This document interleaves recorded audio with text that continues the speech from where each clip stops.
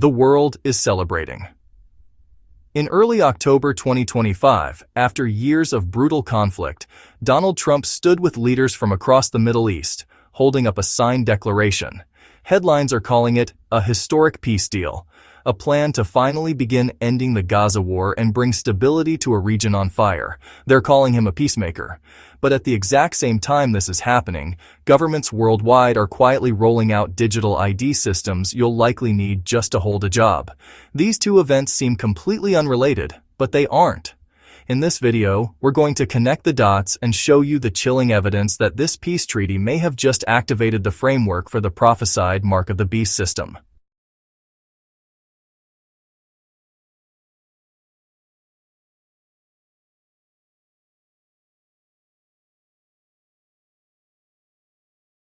For 2 long years, the world has watched the horrific war between Israel and Hamas.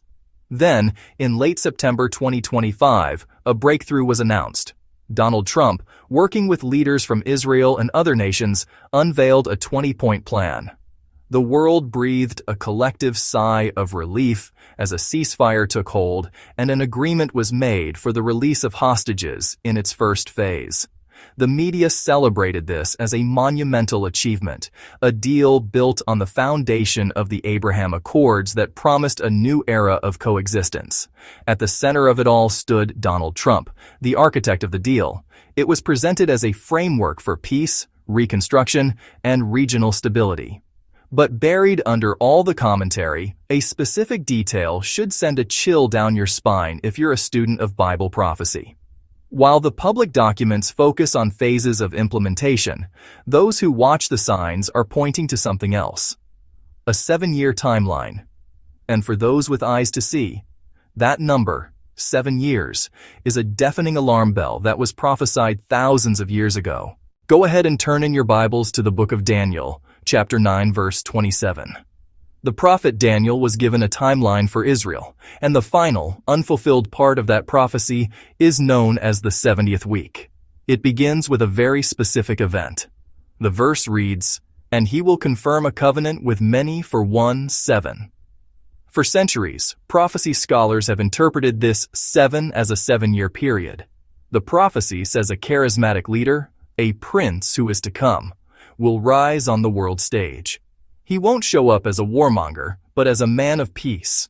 He'll do what nobody else could: broker a peace agreement involving Israel that the whole world celebrates. This leader will confirm a covenant, a treaty, that kicks off this final 7-year period. For generations, believers have been watching for this exact sign. They've been looking for a powerful figure to put together a 7-year peace deal with Israel. And now, in our lifetime, we see a former U.S. president being hailed as a peacemaker for brokering an agreement with Israel and her neighbors that many believe is structured around a 7-year timeline. The world is cheering for the very event the Bible warned would kickstart the end times. This isn't a coincidence. This is a sign. According to prophecy, this peacemaker is later revealed to be the Antichrist. In the middle of this 7-year period, he breaks the treaty, enters a rebuilt Jewish temple, and declares himself to be God, an event known as the abomination of desolation. But for his plan to work, for him to seize control after looking like a savior, he needs more than just a piece of paper. He needs a system, a way to enforce his will, and that system is being built right now, right out in the open.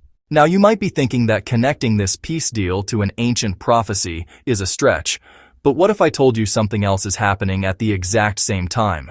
Something that provides the perfect enforcement mechanism for this new era of global peace and safety. Let's look at the United Kingdom.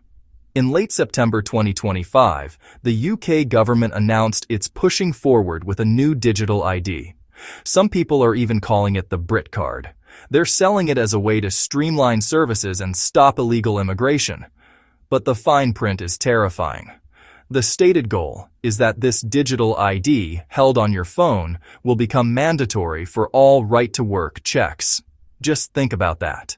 You won't be able to get a job in the UK without it. Your very ability to earn a living will be tied to a government-controlled digital profile. And this isn't just a UK thing. It's a global agenda. The European Union is on the exact same path. By 2026, every EU member state is supposed to offer its citizens a European digital identity wallet. Officials will tell you it's voluntary, but how voluntary is it really when it's being designed to access both public and private services? Major industries like banking, healthcare, and telecom are already being set up to accept it. The infrastructure for this is already in place all over the world. India's Aadhaar system links over 1.3 billion people to their biometric data. In countries like Nigeria and the Philippines, linking your national ID to your SIM card and bank accounts is already happening. Estonia has had a mandatory digital ID for over 20 years. Piece by piece, country by country, the global infrastructure for total control is being locked into place. They promise convenience. They promise security. But what they're building is a digital cage. This is the moment where it all clicks. These two massive global events, a celebrated peace treaty and the worldwide rollout of digital IDs, aren't a coincidence. They are two sides of the same prophetic coin. Many believe they are the fulfillment of two separate but interconnected biblical prophecies. The peace treaty from Daniel 9 starts the prophetic clock. The digital ID from Revelation 13 provides the mechanism of control. Just ask yourself this question: how does a global leader, an antichrist figure, enforce a system where no one can participate unless they show total allegiance to him? How do you control who's allowed to be part of society and who gets cast out? Turn to Revelation, chapter 13, verses 16 and 17. The Apostle John describes the system of the beast. It says, "He causeth all, both small and great, rich and poor, free and bond, to receive a mark in their right hand or in their foreheads, and that no man might buy or sell, save he that had the mark." For generations, people wondered how a system like that could even be possible. How could you stop every single person from buying or selling? Today, the answer is blindingly obvious. You do it with a cashless society that's built on a foundation of digital identity. Your digital ID will become your passport to society. It will be linked to your bank accounts, your job, your healthcare, your travel. If you comply, you can work, you can buy food, you can pay your rent. But if you don't comply, if you refuse to go along with the agenda of the world leader who brought peace, they can just flip a switch. Access denied. You're locked out of the economy. You cannot buy or sell. This isn't some far-off sci-fi movie. This is the direction these programs are heading. The UK government itself says the digital ID is to manage who has the right to work. The EU wallet will be a key to banking. The framework isn't coming. It's already here. A digital ID on your phone is the necessary first step to condition the world to accept that your very participation in society depends on a digital token of compliance. First, it's the phone. Then, for convenience, maybe it will be something more integrated, something that can't be lost or stolen. The stage is set. The actors are in place. The script was written 2,000 years ago, not to scare us, but to prepare us. The world is cheering for a peace treaty that the Bible seems to identify as the starting gun for the tribulation. At the very same time, people are willingly adopting the system of control that the Bible warns will be used by the Antichrist to persecute anyone who won't worship him. This isn't a time for fear. It's a time for discernment.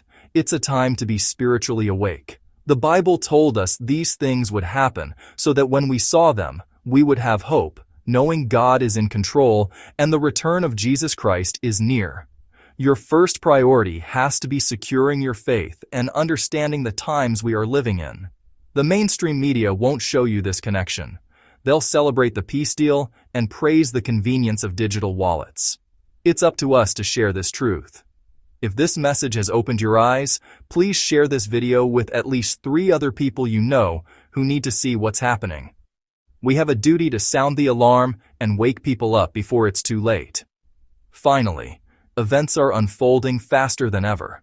To stay informed and to continue connecting the dots between current events and biblical prophecy, make sure you subscribe to this channel and click that notification bell.